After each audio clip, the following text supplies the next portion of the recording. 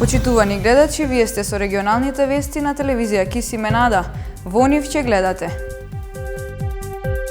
132 новозаболени во земјава, од кои 19 во Тетовско, а 6 во Гостиварско.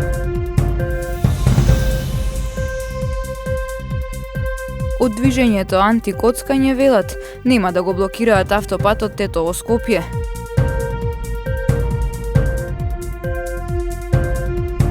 Носителите на листи продолжуваат со активностите од предизборната кампања.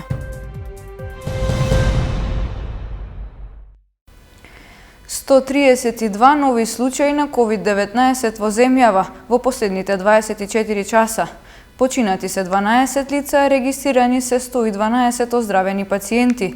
Во изминатото деноноќие биле направени 868 тестирања. Во последните 24 часа се направени 868 тестирања, а регистрирани се 132 нови случаи на COVID-19. Најмногу во Скопје 57, потоа 19 во Тетово, 10 во Куманово и 6 во Гостивар. Починати се 12 лица, 5 пациенти од Скопје, 1 од Штип, 2 пациенти од Тетово, 2 од Струга, 1 од Велес и 1 пациент од Гостивар. Денеска Институтот за јавно здравје регистрира оздравени 112 пациенти, од кои 16 од Тетово и 5 од Гостивар. Факторот на преносливост, заклучно со вчерашниот ден, заклучно со викендот, кога ги правевме последните анализи, е под единица. И многу е битно така да остане. Апсолутно сите случаи се резултат на непочитување на мерките. Мора сите да сватат дека само така ќе се излечеме од оваа криза. Слична е ситуацијата и во регионот. Имаме информации од соседните земји дека бројот на случаи е во пораст. Така е секаде, каде што се попуштаат рестриктивните мерки, а не се почитуваат превентивните. До сега во земјата се направени вкупно 59.633 тестирања за COVID-19. Денеска нема тестирања во рамките на скринингот. Се пополнува капацитетот на инфективното оделение во Гостивар. Управата на болницата планира да додава кревети во болничките соби, каде што моментално се останати само 4 слободни места за пациенти со COVID-19. Минатата недела во регионот на Гостивар беше забележан најголем раст на заболени со COVID, вкупно 30, со тоа се зголеми и бројката на хоспитализирани пациенти. На инфективното оделение во Гостиварската болница моментално се згрижени 14 заболени и останати се уште 4 слободни кревети за возрастни и 2 за деца. Капацитетот ќе се зголемува со додавање на дополнителни кревети, за да може да се одговори на потребите доколку ваквиот тренд продолжи. Од денеска на состанокот што го имавме стручен со раководителите на оделенијата кои се тангираат најмногу со COVID-19, тоа се инфективното интерно оделение и ургентната единица, имавме координативен состанок и побаравме од началникот на инфективно оделение, ако може да ги зголемиме капацитетите, да се зголеми бројот на кревети во особите, може да биде малку потесно, но сепак е пологично, за да им излеземе во пресред на сите тие пациенти. Сите тие пациенти кои се малку по-сериозно во смисол имаат потреба од кислородна терапија, тие се праќаат во клиниките во Скопје, но и тие се препламени со пациенти. Болничката управа работи и на реорганизација на медицинскиот персонал за да го засили кадарот на инфективно. Во помош на инфектолозите ќе се вклучат специјалисти по интерна медицина, а се зголемува и бројот на дежурни сестри во смена. Но денеска се договоривме дека ако има потреба и интернисти ќе се вклучат, да помогнат на инфектолозите, затоа што тие се стварно преморени веќе, затоа што секој втори ден се дежурни по 24 сата, а не дека се само дежурни, но си има и работа, има фреквенција од пациенти.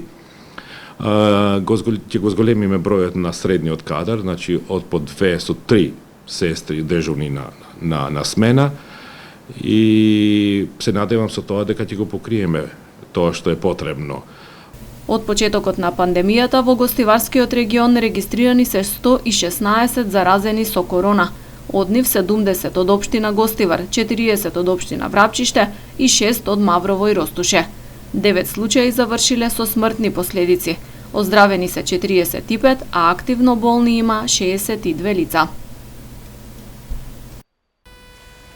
Во сообраќајни незгоди се повредени 8-годишно дете пешак и 20-годишен мотоциклист. Во полицискиот билтен и информации за приведени лица по разни основи. Полицијата за неносење маски пак казнила 107 лица. Во сообраќајна незгода повреден мотоциклист. Незгодата се случила вчера на крстосницата на улиците Иво Лола Рибар и браќа Симовски во Тетово, во која учествувале патничко моторно возило управувано од 37-годишник од Тетово и мопед скутер, што го управувал 20-годишен тетовец. Повредениот мотоциклист пренесен е во Тетовската клиничка болница за укажување лекарска помош. На крстосницата на регионалниот пат Тетово-Гостивар со локалниот во Тетовско Боговиње, вчера патничко возило управувано од 49-годишник од Боговиње удрило во 8-годишно девојче пешак од ова село. Повреденото девојче пренесено е во Тетовската клиничка болница за укажување лекарска помош. Од СВР Тетово информираат дека вчера вечер во близина на угостителски објект покрај регионалниот пат Тетово-Јажинце во Тетовско Пршовце приведен е 20-годишник од Слатино затоа што при преглед му била пронајдена марихуана. Лишени од слобода вчера биле и 37-годишник и 31-годишна жителка на Гостиварско Врапчиште, поради основи на сомнение дека во викендица во Маврово извршиле кражба на 26-годишна српска државјанка. Кај нив биле пронајдени одземените предмети и биле вратени на собственичката. Во текот на изминатото деноноќие, според статистиката на СВР Тетово, за неносење заштитни маски на вкупно 107 лица, изготвени им се прекршочни платни налози, согласно член 6 од соодветната владина уредба. 72 од лицата биле во Тетово, а 35 во Гостивар. Од движењето антикоцкање денес информираа дека нема да вршат блокирање на автопатот Тетово-Скопје. Заради вирусот COVID-19 и заради прогласената светска пандемија нема да го блокираме автопатот Тетово-Скопје. Кај патарината во селото Желино, како што ветивме, со единствена цел да ве заштитиме вас и движењето против коцкање од несакани ситуации. Затоа ние се обраќаме од градскиот плоштад до политичките субјекти кои ветуваат мед и млеко. А од друга страна, ситуацијата на теренот покажува нешто друго, бидејќи тие самите се виновни за претворање на државата во големо казино и деградирање на нашите семејства. Ние од движењето против коцкање ги подсетуваме политичките субјекти дека барањето кој произлезе од протестот на граѓаните беше 3 километри надвор од населените места, меѓутоа моментот на убиството на двајца млади е аргумент повише за да го смениме нашето барање. Верувам дека сме јасни. Ние од движењето антикоцкање бараме целосно затварање на овие објекти, односно објектите на игри на среќа. И од друга страна, бараме да се изјасните и да действувате се додека не се постигне слична ситуација како во Албанија и во Косово. Бараме победничкиот албански субјект да го условува парламентарното мнозинство со формирање на следната влада. Додека вие, честни граѓани, бараме да гласате за политичкиот субјект што ќе ги исполни барањата на движењето против коцкање за затварање на сите објекти на игри на среќа.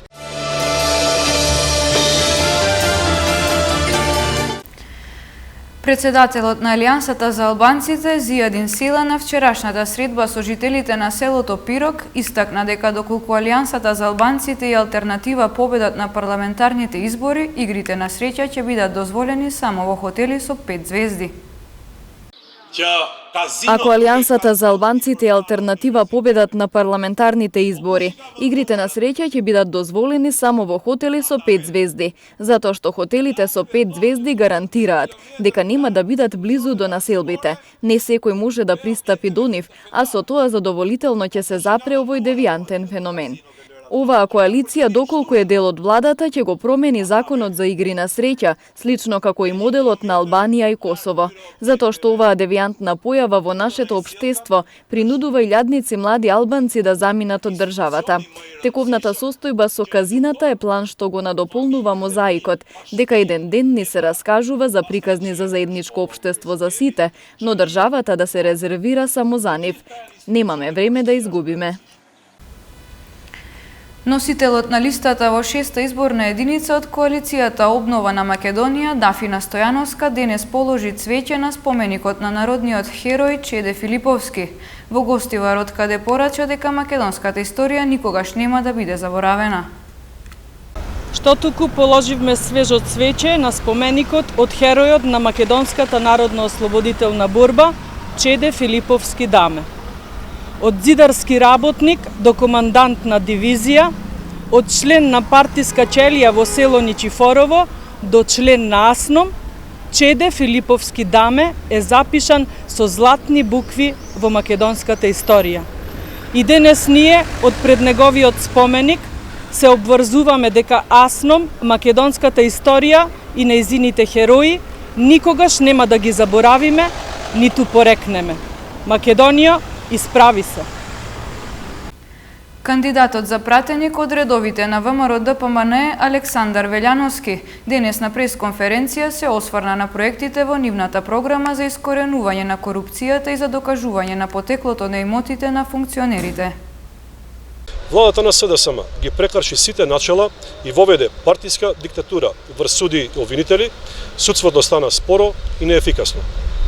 ВМРО ДПМН со програмата за обнова на Македонија решително застанува на страната на граѓаните и владењето на правото преку бескомпромисна борба против корупцијата и криминалот. ВМРО ДПМН со проектот Стоп за корупцијата се обврзува на искоренување на корупцијата и партиското влијание во правосудството, додека со проектот Проверка на имот на состојба на функционерите, секој функционер ќе мора да го докаже потеклото на својот имот. Тоа ќе значи дека Зоран Заев ќе мора да го докаже потеклото на богатството на неговото семејство, кое што во последните 18 години, колку што е Заев на функција, стана едно од најбогатите семејства на Балканот. Токму затоа ве повикувам сите масовно да излезете на изборите на 15 јули и да го заокружите бројот 14. Носителот на листата од коалицијата Обнова на Македонија Дафина Стојановска заедно со кандидатите за пратеници вчера беше во посета на Јегуновце, каде оствари средба со жителите и поразговара за состојбите, нивните потреби и проблеми. Се обврзав дека ќе трагам по вистината. Се наоѓам пред една вистина на Зоран Заев оставена во општина Јегуновце, поради која што е овој молк позади мене.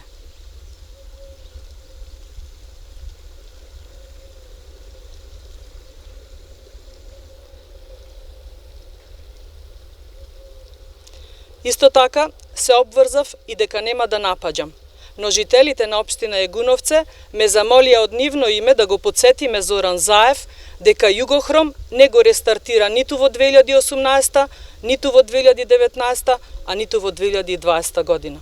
Исто така, земјоделците не се задоволни од исплатите на субвенциите и од исплатата на оштетите од поплавите. Локалната власт, исто како и централната, не ги реализира дадените ветувања како патот Желино-Јегуновце или регулацијата на речното корито на Вардар. Токму поради тоа овие луѓе на 15 јули ќе изберат обнова наместо измами. Обновата доаѓа.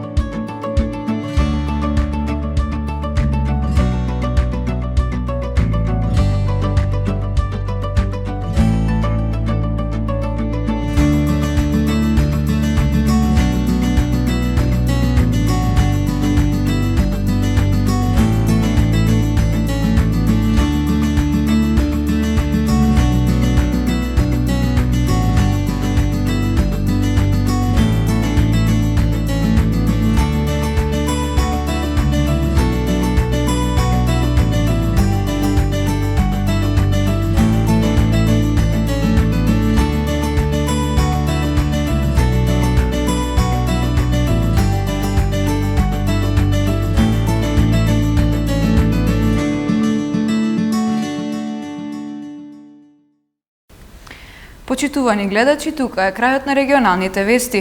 Останете со програмата на телевизија Кисиме Нада, следува спортскиот преглед со Павле Симовски. Пријатно!